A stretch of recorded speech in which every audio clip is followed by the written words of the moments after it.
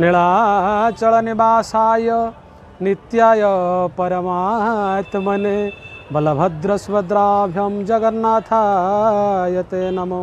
जय जय जगन्नाथ भगवान की, जय जय जगन्नाथ भगवान की।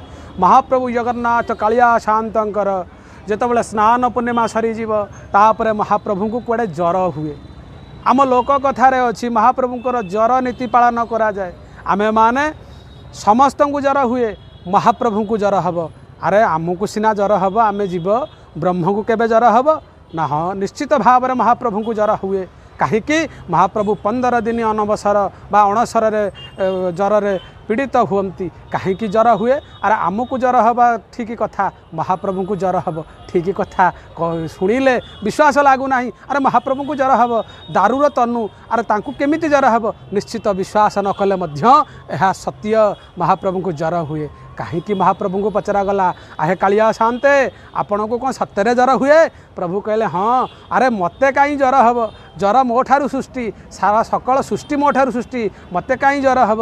अरे मते ज्वर नुह, मो भक्त रोगरे पड़ीथिला। ए भक्तर रोग को मु हरण करी आनिथिबारु ज्वर मो भक्त पई मु भोगिची। सेतिपाई भागवतर कुहा जाए, मोर भक्त मोर मित सेकरे जगत पवित्र। प्रभु कहउचंती भक्त होउचंती मो पाई बड़। सेमिति जणे भक्त थिले, से साधु सी हेले किए से ना माधवानंद दास। माधवानंद दास कौन सी सूत्रु जाना पारे नीलाचल ब्रह्म अच्छी एमती साधु सी थिले। जीवन जाक सेवार अवसर क्या दे ना, निजे रोषई करती खाती, निज सेवा निजे करती, क्या सेवार अवसर दे ना। बुढ़ा आसी पुरी रे रहिले, महाप्रभु को दर्शन करती प्रत्येक दिन, कृत्य कृत्य हुंती। दिने विचार कले मु बुढ़ा हो गला, आउ महाप्रभु को दर्शन कर जावाक बल पाऊना। जदि यही मरीगली, अरे जीवन थाऊ सेवा अवसर क्या देनी। मरीगला मत 4-6 जन स्वर्गद्वार को नेबे, स्वर्गद्वार को नेले सेवार अवसर बंचला थिबा जाके क्या सेवार अवसर देनी। मरीगला जदि सेवा करेंगे ताले मो पुण्य नष्ट हम, ताले कौन करी? बुढ़ा चिंता कला, कहला समुद्र कूल स्वर्गद्वार पाखरे, समुद्र कूल सेठी रही, सेठी पड़ी, सेठी मरीगले मत सेठी पोड़ीदेवे पोतीदेवे, आउ क्या सेवा करार अवसर मुझे देविनी। बुढ़ा महाप्रभु को दर्शन कला, कहला कालिया शांते एटा मोर शेष दर्शन मु जाऊँगी कहीकि जाइचंती। बुढ़ा किसी दिन समुद्र कूल रहिला परे बुढ़ा को ज्वर आउ झाड़ा जोर होईची।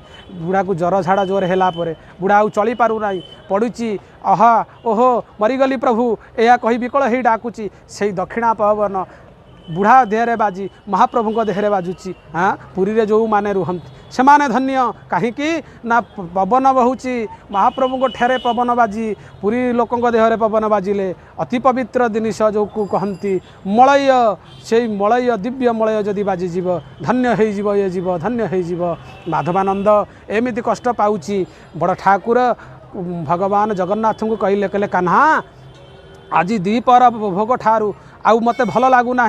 भगवान जगन्नाथ कहले हाँ भाई मते भी भल लगुना। आउ बड़ ठाकुर कहले कान्हा ताले देखे किए कौटी डाकुची रे, किए कौटी असुविधार पड़ी टिके देखे। भगवान अंतर जामी आखि बुझी दे जानीदे, कहले भाई माधवानंद दास समुद्र कूल पड़ी, ता देह ज्वर होईची छाड़ा होईची, बुढ़ा डाकुची। बड़ ठाकुर कहले ताले कौन कहूचु काना? ना चले भाई ताले जीवा। दी भाई जायक नीलधवल छोटू बालक रूप हो जाई पहुँचले माधवानंद दास पाखरे। माधवानंद गड़ी जाऊँची दी भाई पहुँची कौन कले? दीपट दी जनक दी भाई दीपट गोड़ पटे गोड़े बसीगले, दीपट गोड़े बसी पाद मंचलन करने को लगिले। माधवानंद को टिके आराम लगिला। आज्ञा ज्वर हेले आम मानक जी गोड़ टिके चिपिदब मोड़ीदब आमको आराम लगे, सेमती माधवानंद को आराम लगी। माधवानंद आउ टे गोड़ लंबाई देती। किसी समय पर माधवानंद को टिके भल लगी। अरे जी जो प्रभु जहाँ पादरे हाथ देवे साकू आराम लगनी, ता ज्वर हरण हो गला। किसी समय टिके बुढ़ा को भल लगिला। बुढ़ा कहला किए से तुम्हें किए से? अरे किए से मत मोड़ुच? जीवन जाक मोर सेव्य कहीं सेवार अवसर क्या मुझे देनी, तुम किए से सेवा करुच? तुम घर कौटी? प्रभु कहले आम घर हूँ यही पुरी रे। ना तुम्हें कौटू आसीच? ना आम हेलु लोलिया पीला। ना कहीं आसीच? ना आमको गजपति कहते जी जहाँ देह खराब हम आम तार सेवा करूँ ना? नाई मोर कहीं सेवा करेंगे ना। जीवन जाक मु क्या सेवार अवसर देनी, मु सदा प्रभु को सेवा करी आसी। आ तुम्हें मोर सेवा करिच माने मु तुमर सेवा करी जो हाथ बढ़ाती ना महाप्रभु अधरा को धरव किए से महाप्रभु पाखे अच्छी हेल्ले धरी पारुना हाँ जहाँ को भागवत कहला शून्य रे शून्य गला मिसी गोपी पड़ती तलू खसी जी शून्य उभे गला वाला ताकू माधवानंद दास धरव माधवानंद कहला ये धरा पड़ूना माधवानंद कौन कला ना टिके हाथ गोड़ आड़े बुले नेला जो बुले नहीं ना मुह पाखक हाथ नहीं दिव्य चंदन तुलसीर बासना आसला माधवानंद चिंता करुच्ची अरे आउ कहीं नुह ये आउ किए नुह ये हेले सही कला माधव जहाँ को गोटे कवि सुंदर भाव में कही बकला माधव सते कि आसिब बकला माधव सते कि आसिब मो घर दुआर दुआर घर घर दुआर दुआर घर चंदन तुलसी बासिब बकला माधव